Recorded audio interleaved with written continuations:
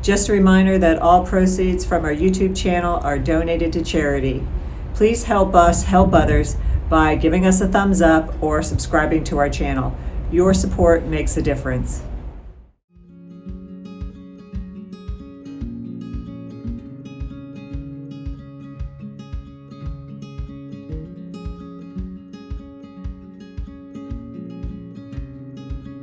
We just boarded the Regal Princess for a transatlantic cruise to the UK. And let's just say, boarding was complicated. In this video, we'll walk you through what happened, why it matters if your cruise ends or stops in the UK, and how to avoid what we and many others went through. Because it definitely didn't go as smoothly as we hoped and have experienced with Princess cruises in the past. The actual boarding process? It took us 2 hours and 20 minutes from arrival to stepping on board, and unfortunately most of that time was spent standing in a slow-moving line in the sun without much information. One of the first challenges we ran into was simply figuring out where to go. The Princess app didn't tell us which terminal to check in at. That might sound like a small thing, but at Port Everglades there are multiple terminals, and different entrances are more convenient, depending on which one your ship uses. Really slow you down and delay your arrival. Here's our tip. Check the port's website the night before to confirm exactly where your cruise ship is docked. Other ways to find out where your cruise ship is docked for embarkation include websites like cruisemapper.com, calling the cruise line directly, or checking cruise forums like Cruise Critic or Facebook groups. However, in our experience, these sources aren't always as reliable or user-friendly as simply checking the port's official website. Our Uber actually directed us to Princess's traditional terminal, but if we had followed that, we would have ended up at the completely wrong end of the port. We're sure many other passengers using rideshare made the same mistake, which likely added even more stress before they even reached the check-in line. Here's our next tip. This may seem like a small detail, but we really have to emphasize how important it is to be prepared for the boarding process. You could be the most seasoned cruiser, but the unexpected still happens. On our embarkation day, many passengers waited for over 2 hours in the sun with no shade and no place to sit. We saw some smart moves. Passengers with hats, sunscreen, and water had a much easier time. One of the smartest things we saw was a foldable cane that converts into a seat. A couple of guests had them, and it was a brilliant solution for those long waits with nowhere to sit. We also want to commend the hotel general manager of the Regal Princess, who addressed the situation thoughtfully at our Cruise Critic meet and greet. He acknowledged the delays and listened to the feedback from many disappointed passengers. So here's what we found out. The delay wasn't due to a single issue, but a combination of factors. Limited space at Terminal 21, all cruise transfers arriving at once, and the fact that cruise staff legally can't assist passengers on U.S. soil.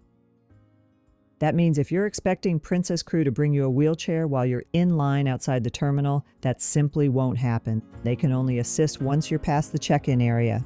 We won't go into all the details here, but one of the major issues that delayed boarding leads perfectly into our next tip, one that surprised many experienced cruisers: proving your UK ETA before boarding. If your cruise ends in or makes a call in the UK, it is a legal requirement that non-UK nationals, like U.S. passport holders, have a valid UK ETA.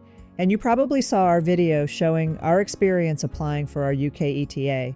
Many passengers on our cruise didn't realize that it's actually the cruise line's responsibility to verify that you have a valid UK ETA before allowing you to board. While the UK government states that your ETA is digitally linked to your passport, most cruise lines, unlike immigration authorities or airlines, don't yet have systems in place to access or confirm that approval electronically. Plus, most cruise lines don't offer a way to enter your UK Electronic Travel Authorization approval number during the online check-in process. Of the lines we researched, only P&O Cruises clearly instructs passengers to bring either a printed copy or a screenshot of their ETA approval.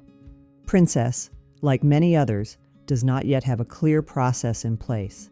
In our case, passengers were not informed in advance that physical proof of ETA approval would be required at check-in.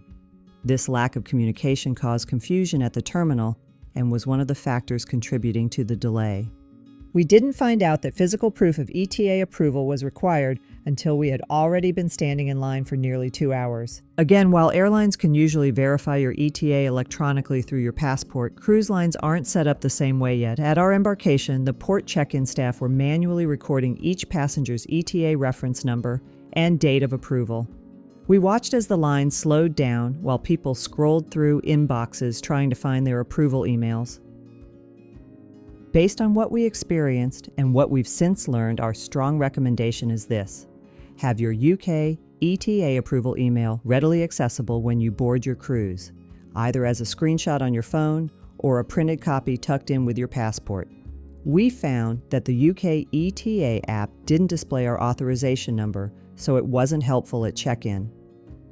The only reliable proof was the approval email from the UK Home Office, which clearly listed our reference number and the date it was granted. Many cruisers know they may need an ETA for travel to the UK, but what often comes as a surprise is that physical proof may be required at the port. We're also happy to share that following the boarding experience in Port Everglades, officers on board the Regal Princess told us that Princess will begin notifying future passengers that physical proof of a UK ETA reference number will be required at check-in. Just a reminder, without it, you could be denied boarding and miss out on your long-awaited vacation. Hopefully, this new notification process, along with videos like this one, will help more passengers be fully prepared. We hope our tips help you navigate the boarding process more smoothly and set the stage for a spectacular cruise vacation. But remember, delays can and do happen even with the best preparation. So stay patient, keep a smile on your face, and as always, make meaningful and healthy travel happen. And we'll see you next time.